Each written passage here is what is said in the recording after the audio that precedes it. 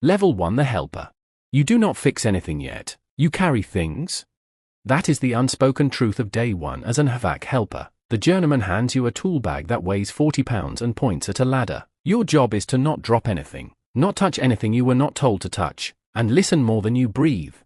Pay is $11 to $16 an hour depending on your region and whether you are union or non-union. In a union shop, raises are scheduled and locked in. In a non-union shop, your raise depends entirely on whether your boss thinks you are paying attention.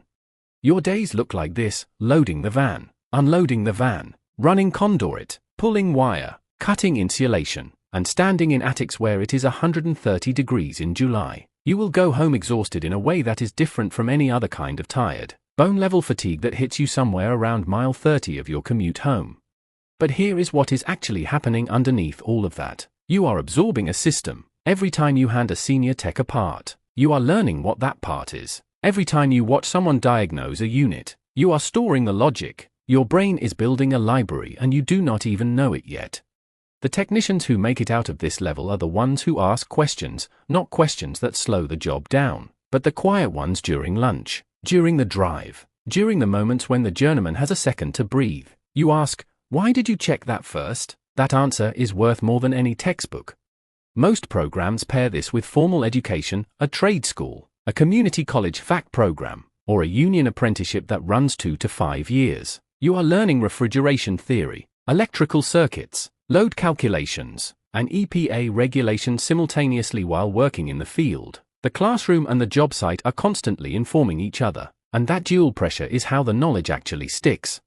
The thing that kills most people at this level is not the heat and it is not the money. It is the ego adjustment. You were competent at your last job. Here, you are a beginner again, and the trades have no patience for people who cannot accept that. Level 2: junior technician. You can now identify the problem. You just cannot fix it alone.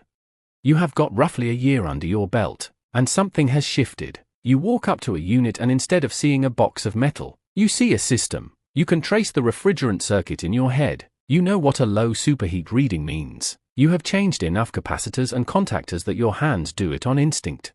Pay has moved. You are sitting between $15 and $22 an hour. A union second year in a major city might be clearing $24 an hour with full benefits. A non-union second year in a smaller market might still be at $16 with no paid time off. The psychological shift at this level is the biggest one in the entire career. You are being asked to do real work, sometimes unsupervised, and the weight of that is significant. When you change a capacitor and the unit runs, that is on you, in a good way. When you misread a refrigerant charge and the system freezes up, that is also on you. This is the level where you start developing what techs call feel. It is not something they teach in the classroom. It is the intuition that comes from watching 1,000 units, the way a compressor sounds when it is healthy versus when it is starting to fail, the smell of an overheating motor, the visual you get from a sight glass that tells you something is off before the gauges confirm it. It only comes from hours, and the hours have to be real hours. The EPA 608 certification is either already earned or right around the corner. That is your federal license to handle refrigerants legally. You cannot work in this industry at any serious level without it, and passing it signals to the market that you are committed. The danger zone at this level is complacency. You know just enough to feel confident, and confidence without mastery is where accidents happen. Electrical work in HVAC kills people. Refrigerant under high pressure can be lethal. Carbon monoxide leaks from improperly serviced furnaces have ended lives. The second-year tech who thinks they have figured it out is the most dangerous person on a job site. Level 3: the journeyman HVAC technician. This is where most people land, and most people stay.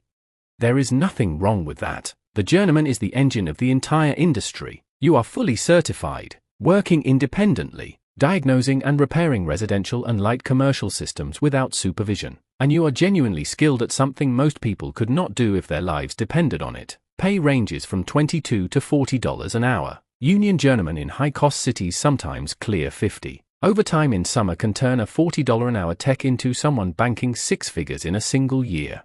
Your daily reality is a van, a route, and a radio. You are dispatched to jobs, residential tune-ups, commercial breakdowns, warranty calls that turn into nightmare diagnostic puzzles. You are working alone or leading a helper, which is its own new skill set, because now you are responsible for someone else's learning, and that forces you to articulate things you have only ever known instinctively.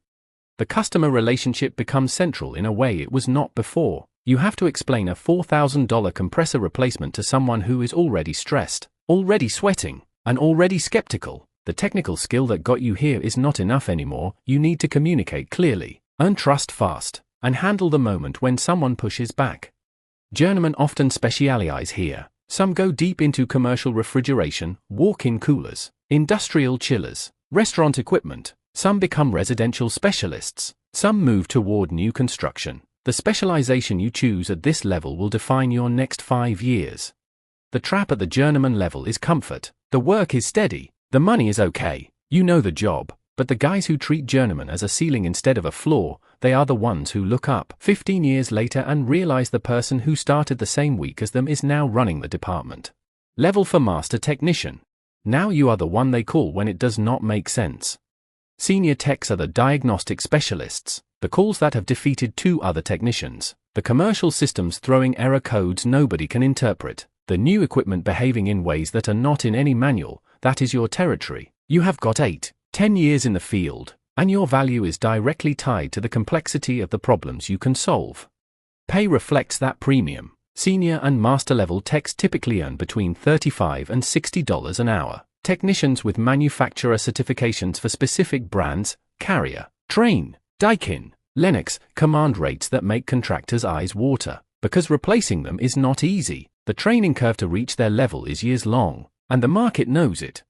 Many states require a master HVAC or master mechanical license to pull permits, run a company, or take on certain classes of commercial work. Getting that license means more exams, more documented field hours, and in many cases a business law component, because at this level you are expected to understand the regulatory framework of the work, not just the technical side. The internal conflict at this level is the fork in the road. Do you go deeper, pursue manufacturer certifications, specialize in building automation systems or industrial refrigeration, become the most technically elite person in your region? Or do you go broader, move toward management, estimation, or entrepreneurship? Both paths are valid. What you choose here determines everything about the next chapter. Level 5 Lead Installer. You stopped being measured by how much you know and started being measured by how much your team gets done. The foreman is a hybrid role that breaks a lot of people who thought they wanted it. You are still in the field, still technically competent, still expected to jump in when a crew is stuck, but your primary job is now coordination, communication, and accountability. You are managing a crew of 2 to 6 people, tracking materials, coordinating with general contractors, keeping timelines, and reporting up the chain while simultaneously being the on-the-ground authority your crew looks to for every decision. Pay moves into the $45 to $65 per hour range equivalent, sometimes more depending on the company and the scale of projects you are running. The foreman's hardest skill is not technical, it is personnel. You have a crew that includes the hungry apprentice who asks great questions, the second year who thinks he knows more than he does, and the journeyman who has been doing it longer than you and is not shy about letting you know. Managing those personalities, holding people accountable without destroying the relationship, that is leadership. And the HVAC industry has historically done a poor job of teaching it. The best foremen are the ones who absorb pressure from above so their team can work. They recognize when someone is struggling before it becomes a problem. They communicate up the chain clearly and down the chain directly. Level 6 Project Manager. You are now inside the building making decisions, not outside fixing them. Service managers oversee a fleet of technicians, a dispatch system, a customer relationship infrastructure, and a profit and loss number they are personally responsible for. Project managers on the commercial side are coordinating multi-trade installations worth hundreds of thousands to millions of dollars. The tools have changed: scheduling software, CRM platforms, subcontractor agreements, and budgets, but the foundation is still everything you built in the field. Compensation shifts firmly into salary territory. Service managers in mid-size residential companies earn between $60,000 and $90,000 a year. Commercial project managers at large mechanical contractors earn between $80,000 and $140,000, sometimes more on large-scale projects. The invisible challenge here, one that blindsides almost everyone who makes this transition, is that your technical credibility, which got you here, is no longer enough to earn respect. The field guys now look at you differently. You are management, the service manager who stays connected to the field, who advocates for their techs in budget meetings, earns loyalty. The one who forgot where they came from earns compliance. At best,